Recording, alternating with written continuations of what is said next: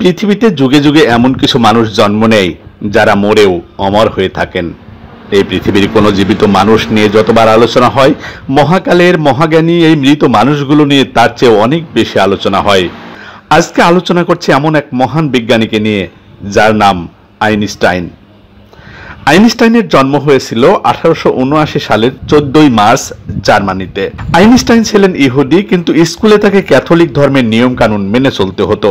Catholic স্কুলের পড়াশোনার পদ্ধতি তার পছন্দ না হলে প্রথম দিকে মেধা তালিকায় বরাবর উপরের দিকে থাকতো তার স্থান, কিন্তু পরবর্তীকালে স্কুলটির কঠোর নিয়ম কানুন এবং শিক্ষকদের শেখানোর কাঠখোট্টা কৌশল পড়ার প্রতি তার আগ্রহ কেড়ে নেয়। ফলে মেধা তালিকায় তার অবস্থানও ক্রমশ নিচে নামতে থাকে। একসময় একাধিক শিক্ষক তাকে স্রেফ একটা অপদার্থ বলে ধিক্কার দেন। ওই স্কুলের অধ্যক্ষ একসময় লিখে দিলেন, এত দ্বারা এই ছাত্রটিকে এই শিক্ষা প্রতিষ্ঠান থেকে বহিষ্কার করা হলো। শেষে বাবা মায়ের চাপে ফেডারেল ইনস্টিটিউট অব টেকনোলজিতে ভর্তি হওয়ার জন্য দরখাস্ত করলেন আইনস্টাইন। জুরিখে এই প্রতিষ্ঠানটি সংক্ষেপে ইটিএইচ নামে পরিচিত। এই সময় মাত্র 15 বছর বয়সেই তিনি কান্ট, স্পিনোজা, ইউক্লিড এবং নিউটনের রচনা পড়ে শেষ করে ফেললেন।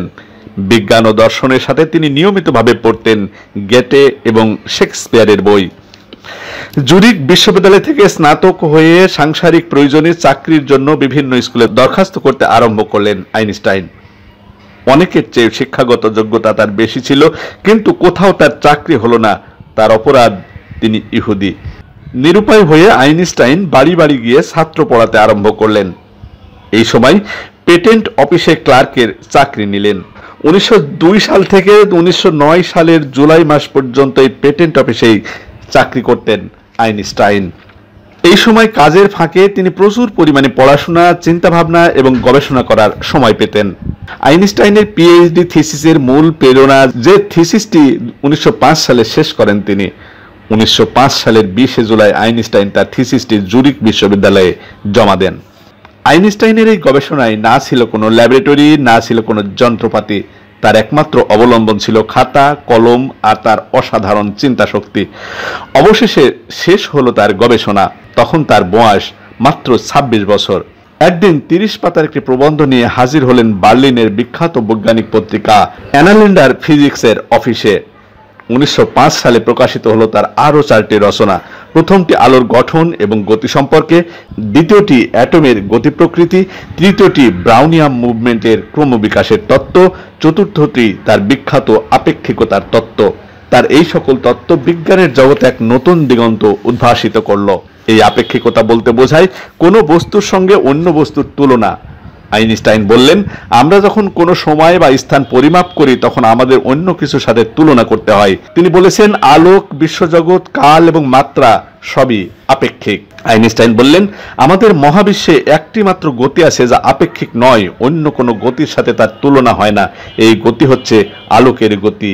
এই গতি কখনোই পরিবর্তন হয় না। 1907 সালে জুরিখ বিশ্ববিদ্যালয় থেকে আইনস্টাইনকে ডক্টরেট উপাধি দেওয়া হলো। আইনস্টাইন তার বিশেষ আপেক্ষিক তত্ত্বের E=mc² তত্ত্বটি আলোচনা করে বোঝালেন তিনি যা প্রমাণ করতে চাইছেন তা কতখানি সত্য। 1909 সালে আইনস্টাইন জুরিখ বিশ্ববিদ্যালয়ের প্রফেসর হিসেবে যোগদান করলেন। আইনস্টাইন সূর্যগ্রহণের একাধিক ছবি তুলে প্রমাণ করলেন আলো বেঁকে যায়। এই বাঁকার নিয়ম নিউটনের তত্ত্বে নেই। আলো বাঁকার মাপ আছে আইনস্টাইনের আপেক্ষিকতার সূত্রে। এই ফটো ইলেকট্রিক ইফেক্ট বিষয়টির জন্য পরবর্তী সময়ে পদার্থবিজ্ঞানে নোবেল প্রাইজ পান আইনস্টাইন। আইনস্টাইন তার প্রথম স্ত্রী মিলেভার সাথে বিবাহ বিচ্ছেদের শর্ত অনুসারে নোবেল পুরস্কারের পুরো টাকাটা তাকে পাঠিয়ে দিলেন। আমেরিকায় বক্তৃতা দেবার জন্য বারবার ডাক আসছিল। অবশেষে 1930 সালে ডিসেম্বর মাসে তিনি আমেরিকায় গেলেন। সেখানে অভূতপূর্ব সম্মান পেলেন।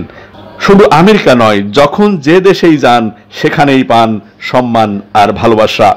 1950 সালে প্রকাশিত হলো আইনস্টাইনের নতুন তত্ত্ব, এ জেনারেলাইজড থিওরি অফ গ্র্যাভিটেশন, মহাকর্ষের সর্বজনীন তত্ত্ব। এটা এতই জটিল তত্ত্ব যে খুব কম সংখ্যক মানুষ এটা উপলব্ধি করতে পারলেন।